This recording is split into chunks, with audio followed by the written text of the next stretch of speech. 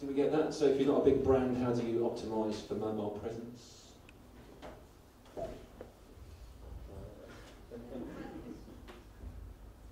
Depends who your audience is. Do your audience care? first thing, really. You know, I mean, if you're targeting, say, women 55 plus who turn the phone on when they want to make a phone call, then you probably don't need to worry about optimising your mobile presence. If your audience is 16 to 24-year-old lads, then, you know, maybe you want to look at doing stuff on BlackBerry. There are always ways. There are different developers. There are lots of free tools out there that if you can, you know, have total maybe for this, but if you've got code in one thing, it'll help you port it to another platform. But there are loads of different options, but really, what are you trying to say to whom and why? Actually, I didn't really hate that at all, actually. I think it's true. A lot of our customers are smaller brands. I'm not plugging our business here, but they are. You don't have to throw tons of money at mobile. We often encourage people to just take the first step and start measuring.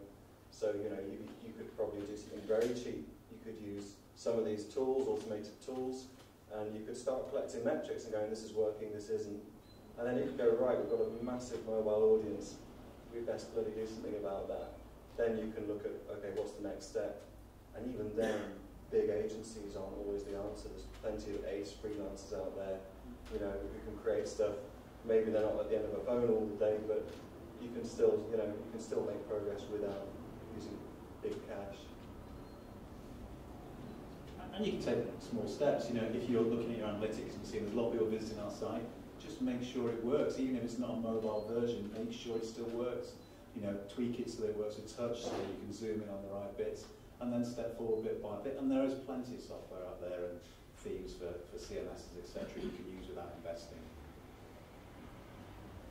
I was going to say that even at basic level, I mean, if you're consumer facing, if you're on Twitter or Facebook or doing stuff by email, you're already mobile. Actually, your customers are already interacting with you on their phones through social networking.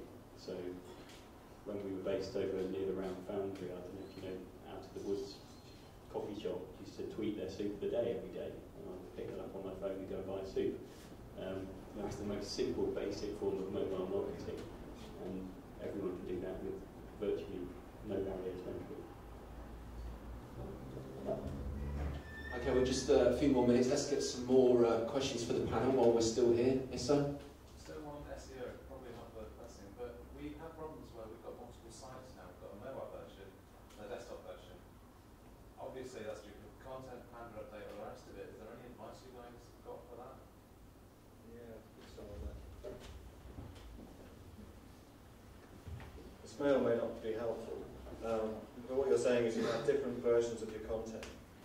What we try and do is put the content at the same URL, sorry it's going to sound technical, but the same URL, and then work out what device it is, and then just render different versions of that content. So have the same content, the same URL, but different content? Yeah. So then your Google spider comes along and goes, well, it'll probably get given the normal version, not the mobile version. That's what we tend to do, but it sounds like you might have a little bit of work to get to that point. We sort of write that out. Oh, really? Right, okay.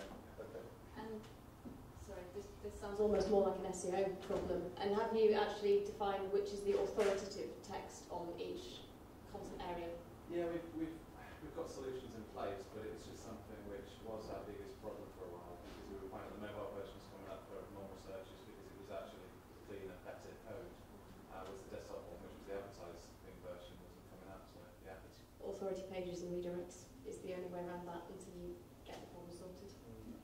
And Matt mentioned responsive design earlier, starting with the mobile device and let the single site enhance itself to suit the device, because you don't know, search traffic is going to be looking from a mobile as well. You need to serve both, and the same result should then render to that device, so duplicate sites doesn't really work. Other question?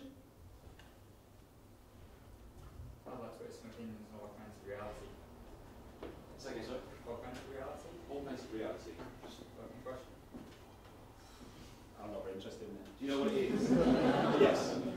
I think it depends where you are. I know there's a client that I used to work with at a former agency where if they had the infrastructure, it would just be the best thing in the world to be able to show things you couldn't find using augmented reality. In museums, exhibitions, adding another layer, brilliant. In the app that lets me see who's tweeting in the building. Okay, that's fairly interesting for who's Skyping off work at the moment.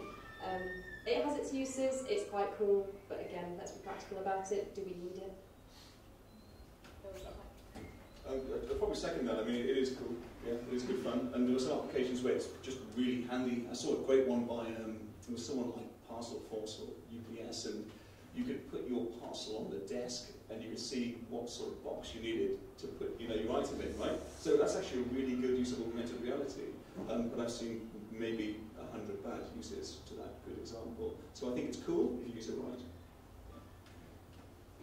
We're actually doing augmented reality projects at the moment, and we have just seen it shoehorned in. I like to see the creative shoehorn in for something, but I think it has its opportunities. We're creating this location-based virtual graffiti game, tagging game where people can create tags and places based on their location and thing, and it's really good. There's a gameplay on there, and I think use cases like that is really good, where it's sort of quite unusual, but I think we've seen, the problem is we've just seen it shoehorned into so many things where it's just the latest digital buzzword, and let's have marketing people going, yeah, let's have some AR, and it's kind of falling flat in its face. I think it has its right opportunity, but it's just finding it. Yeah. Any advances on AR? I was just going to add, if people have a chance to look up Kevin Slavin's talk of deconstructing Brighton a couple of weeks ago, I guess the videos are now. But the title of his talk was "Reality is Plenty," and you know,